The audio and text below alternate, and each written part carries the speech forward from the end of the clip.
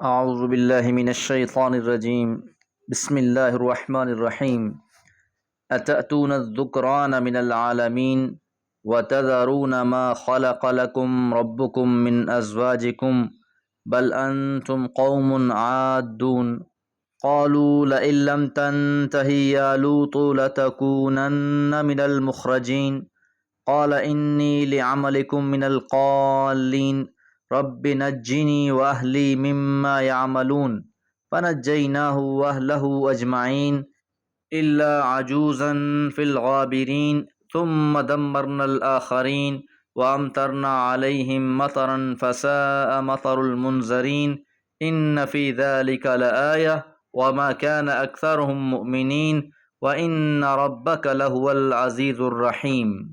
سورہ شعراء آیات 165 سے 175۔ آیت نمبر 160 سے حضرت لوط علیہ السلام کی قوم کا واقعہ بیان کیا جا رہا ہے۔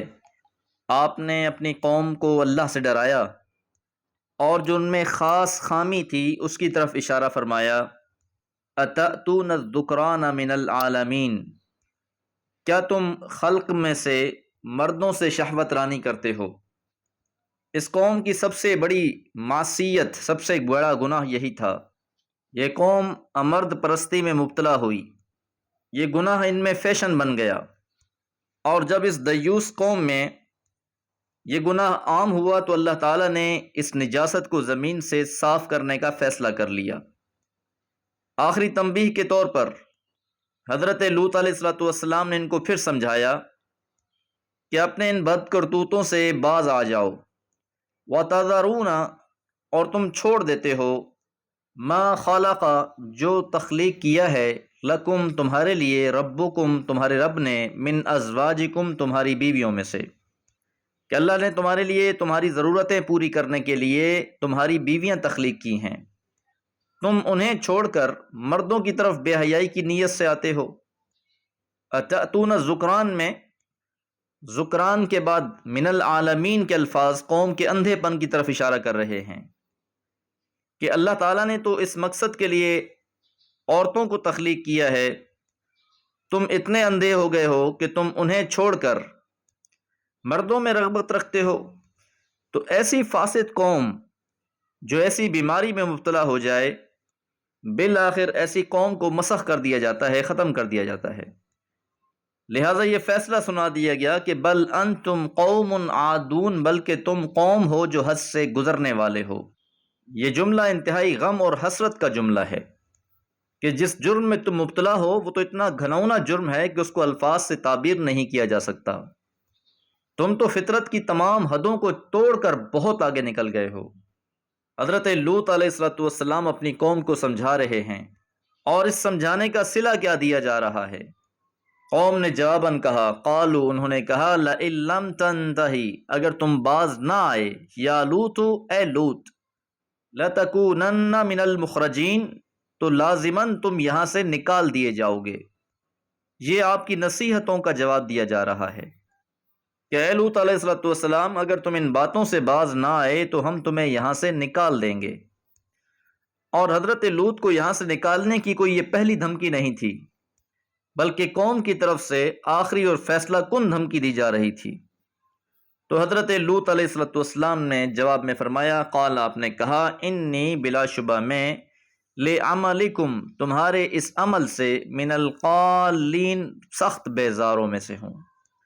قالا یقلی کا مطلب ہوتا ہے شدید نفرت اور بغض رکھنا۔ حضرت لوط علیہ السلام نے بھی فیصلہ کن بات کر دی کہ میں بھی تمہارے اس کام سے شدید نفرت رکھتا ہوں۔ پھر آپ نے اللہ تعالیٰ سے دعا کی، ربی، اے میرے رب، نجینی، مجھے نجات دے دے، واہلی، اور میرے گھر والوں کو، مما یعملون، اس عمل سے جو یہ کر رہے ہیں، کہ اس عمل کے نتیجے میں یہ جو قوم کر رہی ہے یقیناً قابل گرفت ہے، یہ لوگ مستحق عذاب ٹھہرنے والے ہیں۔ تو اے اللہ، مجھے اور میرے گھر والوں کو ان کے اعمال کے نتیجے میں آنے والے عذاب سے محفوظ رکھ۔ اللہ تعالیٰ نے آپ کی دعا قبول فرمائی۔ فَنَجَّيْنَاهُ، پس ہم نے نجات دے دی اس کو، یعنی حضرت لوط علیہ السلام کو بھی، وَأَهْلَهُ، اور ان کے گھر والوں کو بھی، اجمعین، سب کو۔ یعنی سارے گھر والوں کو نجات مل گئی، الا سوائے عجوزن ایک بڑھیا، فی الغابرین پیچھے رہ جانے والوں میں سے۔ اور یہاں عجوز سے مراد حضرت لوط علیہ السلام کی بیوی ہے، جس کی ساری ہمدردیاں اپنی قوم کے ساتھ تھیں۔ اسی وجہ سے حضرت لوط علیہ السلام کے اہل میں سے ہونے کے باوجود یہ عذاب کی گرفت میں آ گئی، اور لفظ عجوز بھی یہاں اس کے لیے بطور تحقیر استعمال ہوا ہے۔ تو حضرت لوط علیہ السلام کو حکم یہ ہوا کہ صبح سے پہلے اپنے گھر والوں کو یہاں سے لے کر نکل جائیں۔ ثم پھر دمرنا الآخرین ہم نے پچھلوں کو ہلاک کر دیا، کہ حضرت لوط علیہ السلام کے بستی سے جانے کے بعد اس قوم پر اللہ کا عذاب آیا، اور اس عذاب الہی سے یہ قوم ہلاک کر دی گئی۔ وَأَمْطَرْنَا اور ہم نے بارش کر دی، عَلَيْهِمْ ان پر، مطرن خوب بارش، اور یہ بارش پتھروں کی بارش تھی کہ ان پر پتھر برسا کر انہیں ہلاک کر دیا گیا۔ فَسَاءَ پس نہایت ہولناک تھی، مطر المنذرین ڈرائے جانے والوں پر بارش، کہ ان پر جو آسمان سے پتھر برسا دیے گئے، یہ انتہائی ہولناک منظر تھا کہ پوری کی پوری قوم کو ہلاک کر دیا گیا، کوئی ایک بھی انسان نہ بچا۔ اور اس میں تنبیہ ہے اہل مکہ کے لیے بھی کہ اگر تم بھی رسول اللہ صلی اللہ علیہ وسلم کی بات نہیں مانو گے تو اللہ کے غضب کی بارش سے محفوظ نہیں رہ سکتے۔ ان فی ذالک بلا شبہ اس میں لآیۃ البتہ نشانی ہے، وما کان اکثرہم اور نہیں تھے ان میں سے بھی اکثریت یعنی قوم لوط میں سے بھی، مؤمنین ایمان لانے والے۔ یہ وہی اسلوب ترجیح ہے جو 6 بار استعمال ہو رہا ہے۔ وَإِنَّ رَبَّكَ اور بلا شبہ آپ کا رب، لَهُوَ الْعَزِيزُ البتہ وہ غالب ہے، الرحیم اور مہربان ہے۔ اگر وہ پکڑے تو اس کی پکڑ بہت غلبے والی ہے۔